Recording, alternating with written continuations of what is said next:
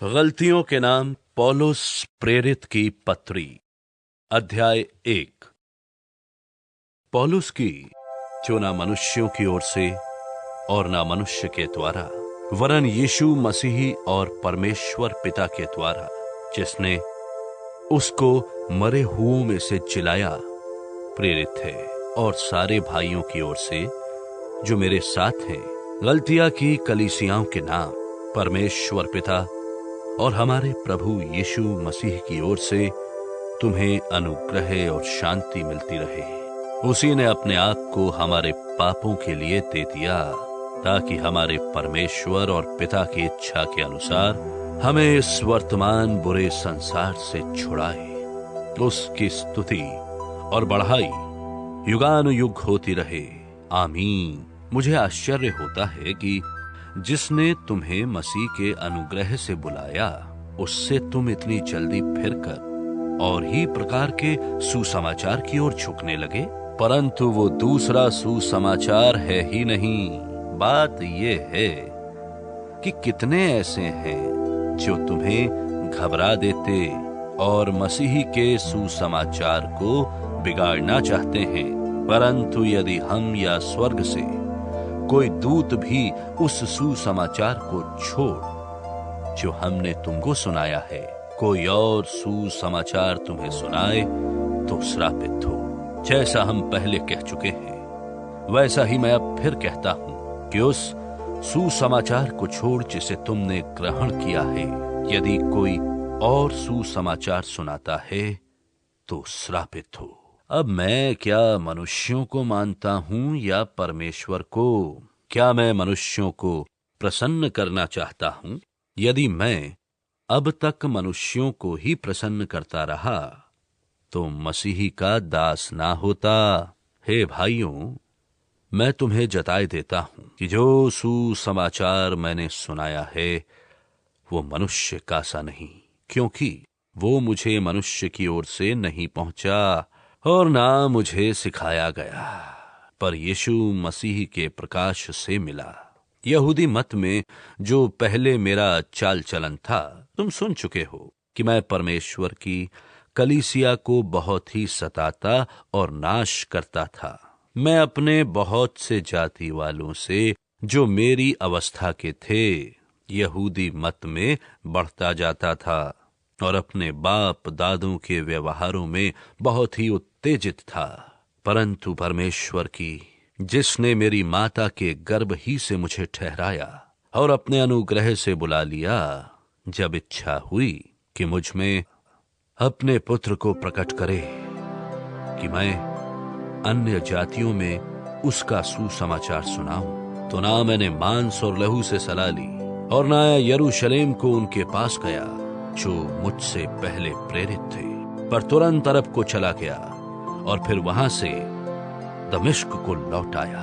फिर 3 बरस के बाद मैं कैफा से भेंट करने के लिए यरूशलेम को गया और उसके पास 15 दिन तक रहा, परंतु प्रभु के भाई याकूब को छोड़ और प्रेरितों में से किसी से ना मिला। जो बातें मैं तुम्हें लिखता हूं, देखो परमेश्वर को उपस्थित जानकर कहता हूं कि वे झूठी नहीं। इसके बाद मैं सूरिया और किलिकिया के देशों में आया। यहूदिया की कलीसियाओं ने जो मसीह में थी मेरा मुंह तो कभी नहीं देखा था, परंतु यही सुना करती थी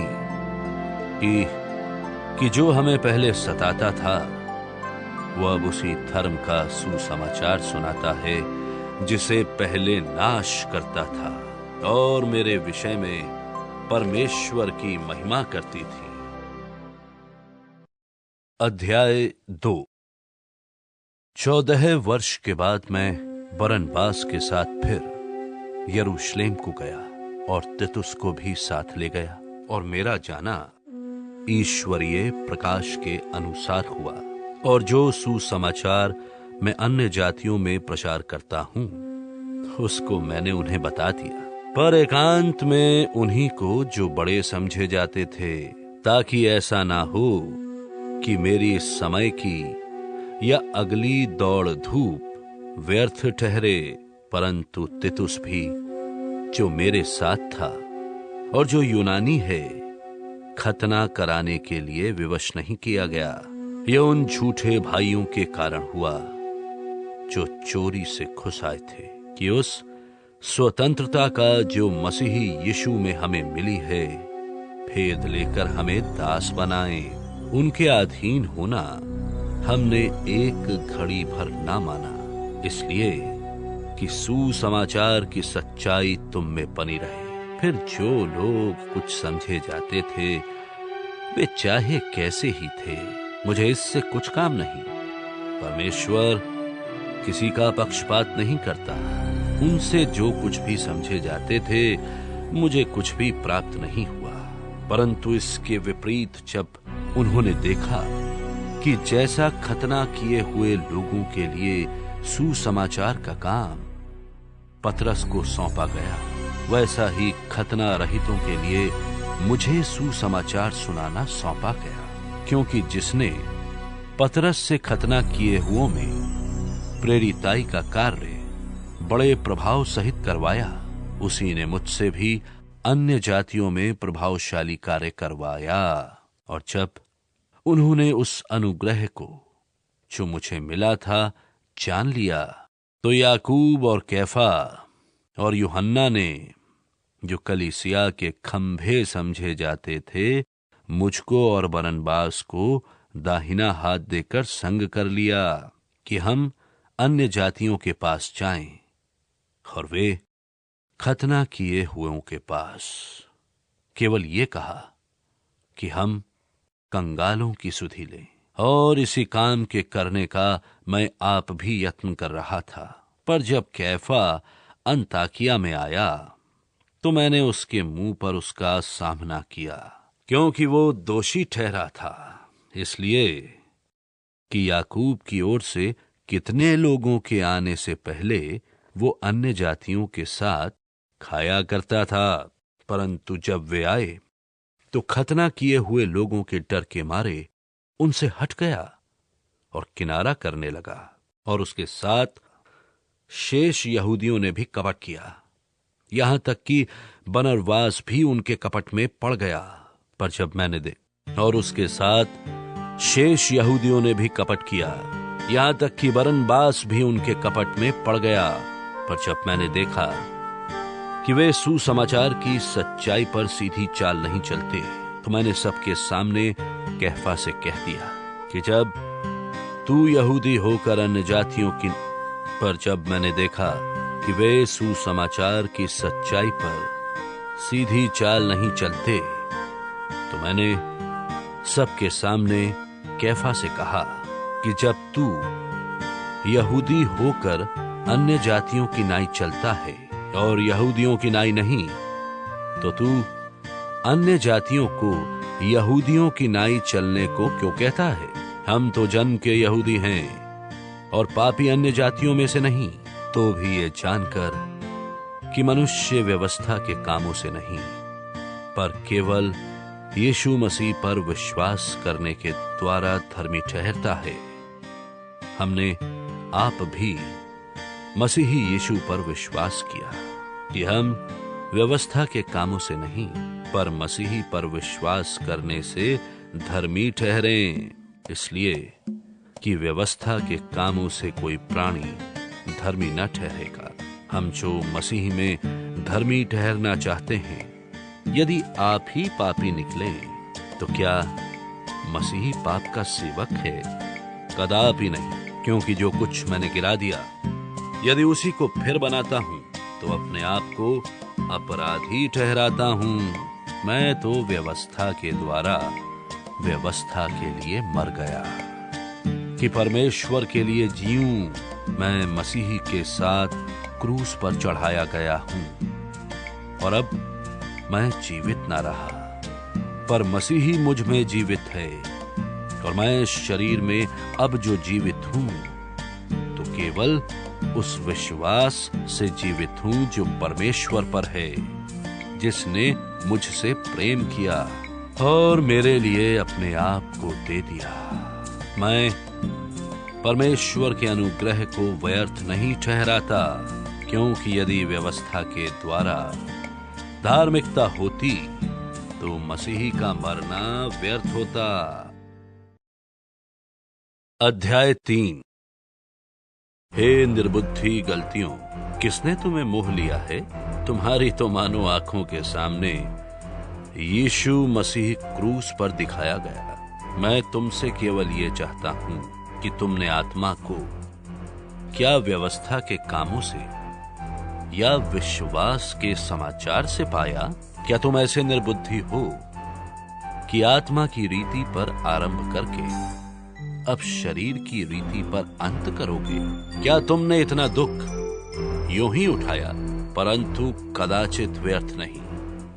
सो जो तुम्हें आत्मा दान करता है और तुम में सामर्थ्य के काम करता है, वो क्या व्यवस्था के कामों से या विश्वास के सुसमाचार से ऐसा करता है? इब्राहिम ने तो परमेश्वर पर विश्वास किया और ये उसके लिए धार्मिकता गिनी गई। तो ये जान लो कि जो विश्वास करने वाले हैं वे ही इब्राहिम की संतान हैं। और पवित्र शास्त्र ने पहले ही से ये जानकर कि परमेश्वर अन्य जातियों को विश्वास से धर्मी ठहराएगा, पहले ही से इब्राहिम को ये सुसमाचार सुना दिया कि तुझ में सब जातियां आशीष पाएंगी। तो जो विश्वास करने वाले हैं वे विश्वासी इब्राहिम के साथ आशीष पाते हैं। सो जितने लोग व्यवस्था के कामों पर भरोसा रखते हैं वे सब श्राप के अधीन हैं, क्योंकि लिखा है कि जो कोई व्यवस्था की पुस्तक में लिखी हुई सब बातों के करने में स्थिर नहीं रहता वो श्रापित है। पर यह बात प्रकट है कि व्यवस्था के द्वारा परमेश्वर के यहाँ कोई धर्मी नहीं ठहरता, क्योंकि धर्मी जन विश्वास से जीवित रहेगा। पर व्यवस्था का विश्वास से कुछ संबंध नहीं। जो उनको मानेगा वो उनके कारण जीवित रहेगा। मसीह ने जो हमारे लिए श्रापित बना, हमें मोल लेकर व्यवस्था के श्राप से छुड़ाया, क्योंकि लिखा है जो कोई काठ पर लटकाया जाता है वो श्रापित है। ये इसलिए हुआ कि इब्राहिम की आशीष मसीही यीशु में अन्य जातियों तक पहुंचे और हम विश्वास के द्वारा उस आत्मा को प्राप्त करें जिसकी प्रतिज्ञा हुई है। हे भाइयों, मैं मनुष्य की रीति पर कहता हूं कि मनुष्य की वाचा भी जो पक्की हो जाती है तो ना कोई उसे टालता है और ना उसमें कुछ बढ़ाता है। निदान प्रतिज्ञाएं इब्राहिम को और उसके वंश को दी गईं। वो ये नहीं कहता कि वंशों को, जैसे बहुतों के विषय में कहा, पर जैसे एक के विषय में कि तेरे वंश को, और वो मसीह है। पर मैं ये कहता हूं कि जो वाचा परमेश्वर ने पहले से पक्की की थी उसकी व्यवस्था 430 बरस के बाद आकर नहीं टाल देती कि प्रतिज्ञा व्यर्थ ठहरे, क्योंकि यदि मिरास व्यवस्था से मिली है तो फिर प्रतिज्ञा से नहीं, परंतु परमेश्वर ने इब्राहिम को प्रतिज्ञा के द्वारा दे दी है। तब फिर व्यवस्था क्या रही? वो तो अपराधों के कारण बाद में दी गई कि उस वंश के आने तक रहे जिसको प्रतिज्ञा दी गई थी, और वो स्वर्गदूतों के द्वारा एक मध्यस्थ के हाथ ठहराई गई। मध्यस्थ तो एक का नहीं होता, परंतु परमेश्वर एक ही है। तो क्या व्यवस्था? तब फिर व्यवस्था क्या रही? वो तो अपराधों के कारण बाद में दी गई कि उस वंश के आने तक रहे जिसको प्रतिज्ञा दी गई थी, और वो स्वर्गदूतों के द्वारा एक मध्यस्थ के हाथ ठहराई गई। मध्यस्थ तो एक का नहीं होता, परंतु परमेश्वर एक ही है। तो क्या व्यवस्था परमेश्वर की प्रतिज्ञाओं के विरोध में है? कदापि नहीं, क्योंकि यदि ऐसी व्यवस्था दी जाती जो जीवन दे सकती तो सचमुच धार्मिकता व्यवस्था से होती, परंतु पवित्र शास्त्र ने सबको पाप के अधीन कर दिया, ताकि वो प्रतिज्ञा जिसका आधार यीशु मसीह पर विश्वास करना है, विश्वास करने वालों के लिए पूरी हो जाए। पर विश्वास के आने से पहले व्यवस्था की अधीनता में हमारी रखवाली होती थी, और उस विश्वास के आने तक जो प्रकट होने वाला था हम उसी के बंधन में रहें। इसलिए व्यवस्था मसीही तक पहुंचाने को हमारी शिक्षक हुई है कि हम विश्वास से धर्मी ठहरें। परंतु जब विश्वास आ चुका तो हम अब शिक्षक के अधीन न रहें, क्योंकि तुम सब उस विश्वास करने के द्वारा जो मसीही यीशु पर है परमेश्वर की संतान हो। और तुम में से जितनों ने मसीही में बपतिस्मा लिया है उन्होंने मसीह को पहन लिया है। अब ना कोई यहूदी और ना यूनानी, ना कोई दास ना स्वतंत्र, ना कोई नर ना नारी, क्योंकि तुम सब मसीही यीशु में एक हो। और यदि तुम मसीह के हो तो इब्राहिम के वंश और प्रतिज्ञा के अनुसार वारिस भी हो। अध्याय 4। मैं ये कहता हूं कि वारिस जब तक बालक है, यद्यपि सब वस्तुओं का स्वामी है, तो भी उसमें और दास में कुछ भेद नहीं, परंतु पिता के ठहराए हुए समय तक रक्षकों और भंडारियों के वश में रहता है। वैसे ही हम भी जब बालक थे तो संसार की आदि शिक्षा के वश में होकर दास बने हुए थे। परंतु जब समय पूरा हुआ तो परमेश्वर ने अपने पुत्र को भेजा, जो स्त्री से जन्मा और व्यवस्था के अधीन उत्पन्न हुआ, ताकि व्यवस्था के अधीनों को मोल लेकर छुड़ा ले और हमको लेपालक होने का पद मिले। और तुम जो पुत्र हो, इसलिए परमेश्वर ने अपने पुत्र के आत्मा को, जो हे अब्बा, हे पिता कहकर पुकारता है, हमारे हृदय में भेजा है। इसलिए तू अब दास नहीं परंतु पुत्र है, और जब पुत्र हुआ तो परमेश्वर के द्वारा वारिस भी हुआ।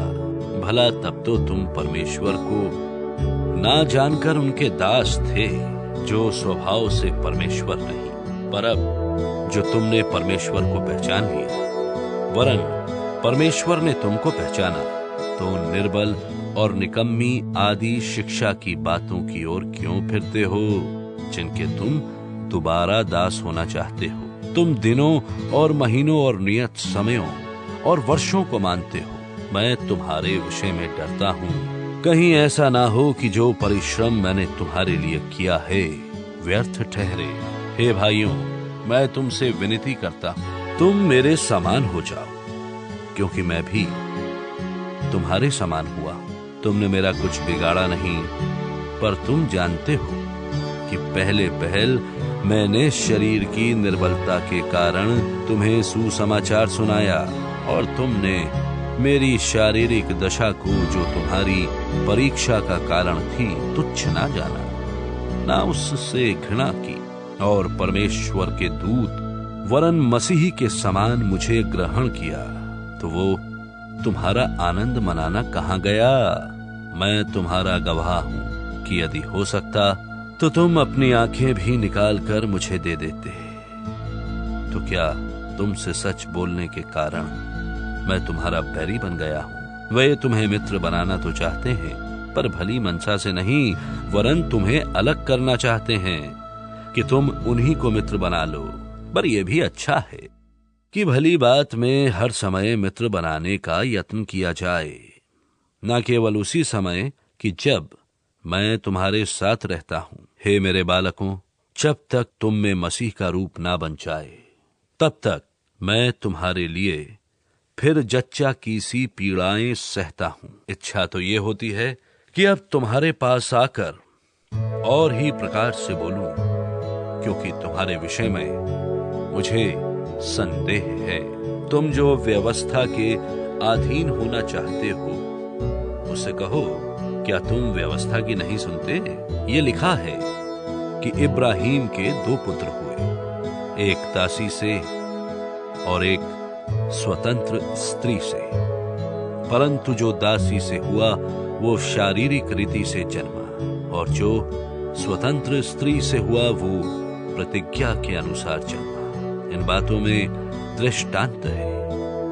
ये स्त्रियां मानो दो वाचाएं हैं। एक तो सीना पहाड़ की, जिससे दासी उत्पन्न होते हैं, और वो हाजिरा है। हाजिरा मानो अरब का सीना पहाड़ है, और आधुनिक यरूशलेम उसके तुल्य है, क्योंकि वो अपने बालकों समेत दासत्व में है। पर ऊपर की यरूशलेम स्वतंत्र है, और वो हमारी माता है, क्योंकि लिखा है कि हे बांझ, तू जो नहीं जनती आनंद कर, तू जिसको पीड़ाएं नहीं उठती, गला खोलकर जय जयकार कर, क्योंकि त्यागी हुई की संतान सुहागिन की संतान से भी अधिक है। हे भाइयों, हम इसहाक की नाई प्रतिज्ञा की संतान हैं, और जैसा उस समय शरीर के अनुसार जन्मा हुआ आत्मा के अनुसार जन्मे हुए को सताता था, वैसा ही अब भी होता है। परंतु पवित्र शास्त्र क्या कहता है? दासी और उसके पुत्र को निकाल दे, क्योंकि दासी का पुत्र स्वतंत्र स्त्री के पुत्र के साथ उत्तराधिकारी नहीं होगा। इसलिए हे भाइयों, हम दासी के नहीं परंतु स्वतंत्र स्त्री की संतान हैं। अध्याय 5। मसीह ने स्वतंत्रता के लिए हमें स्वतंत्र किया है, सो इसी में स्थिर रहो और दासत्व के जुए में फिर से ना जुतो। देखो, मैं पौलुस तुमसे कहता हूं कि यदि खतना कराओगे तो मसीही से तुम्हें कुछ लाभ ना होगा। फिर भी मैं हर एक खतना कराने वाले को जताए देता हूं कि उसे सारी व्यवस्था माननी पड़ेगी। तुम जो व्यवस्था के द्वारा धर्मी ठहरना चाहते हो, मसीह से अलग और अनुग्रह से गिर गए हो, क्योंकि आत्मा के कारण हम विश्वास से आशा की हुई धार्मिकता की बाट जोते हैं। मसीह यीशु में न खतना रहित कुछ काम का है, परंतु केवल विश्वास जो प्रेम के द्वारा प्रभाव करता है। तुम तो भली भांति दौड़ रहे थे, अब किसने तुम्हें रोक दिया कि सत्य को ना मानो? ऐसी सीख तुम्हारे बुलाने वालों की ओर से नहीं। थोड़ा सा खमीर सारे गूंधे हुए आटे को खमीर कर डालता है। मैं प्रभु पर तुम्हारे विषय में भरोसा रखता हूं कि तुम्हारा कोई दूसरा विचार ना होगा, परंतु जो तुम्हें घबरा देता है वो कोई क्यों ना हो दंड पाएगा। परंतु हे भाइयों, यदि मैं अब तक खतना का प्रचार करता हूं तो क्यों अब तक सताया जाता हूं? फिर तो क्रूस की ठोकर जाती रही। भला होता कि जो तुम्हें डांवाडोल करते हैं वे काट डाले जाते। हे भाइयों, तुम स्वतंत्र होने के लिए बुलाए गए हो, परंतु ऐसा ना हो कि ये स्वतंत्रता शारीरिक कामों के लिए अवसर बने, वरन प्रेम से एक दूसरे के दास बनो। क्योंकि सारी व्यवस्था इस एक ही बात में पूरी हो जाती है कि तू अपने पड़ोसी से अपने समान प्रेम रख। पर यदि तुम एक दूसरे को दांत से काटते और फाड़ खाते हो तो चौकस रहो कि एक दूसरे का सत्यानाश ना कर दो। पर मैं कहता हूं, आत्मा के अनुसार चलो तो तुम शरीर की लालसा किसी रीति से पूरी ना करोगे, क्योंकि शरीर आत्मा के विरोध में और आत्मा शरीर के विरोध में लालसा करती है, और ये एक दूसरे के विरोधी हैं, इसलिए कि जो तुम करना चाहते हो वो ना करने पाओ। और यदि तुम आत्मा के चलाए चलते हो तो व्यवस्था के अधीन ना रहे।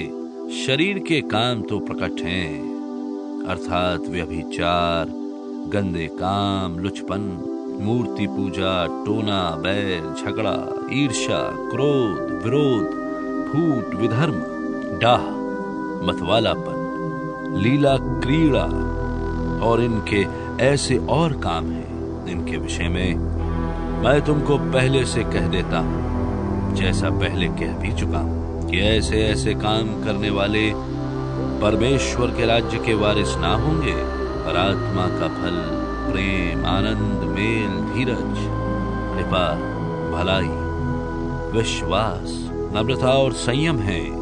ऐसे ऐसे कामों के विरोध में कोई भी व्यवस्था नहीं।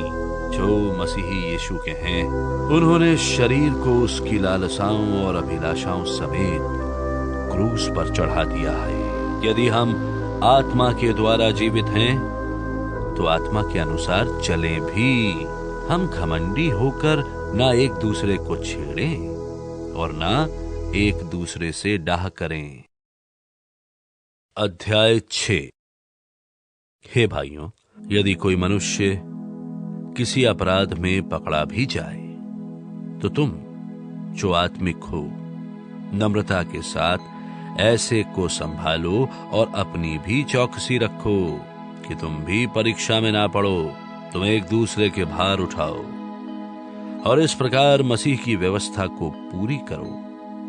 क्योंकि यदि कोई कुछ ना होने पर भी अपने आप को कुछ समझता है, तो अपने आप को धोखा देता है। पर हर एक अपने ही काम को जांच ले, और तब दूसरे के विषय में नहीं, परंतु अपने ही विषय में उसको घमंड करने का अवसर होगा।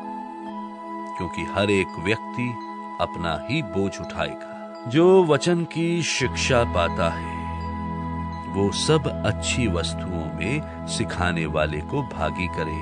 धोखा न खाओ।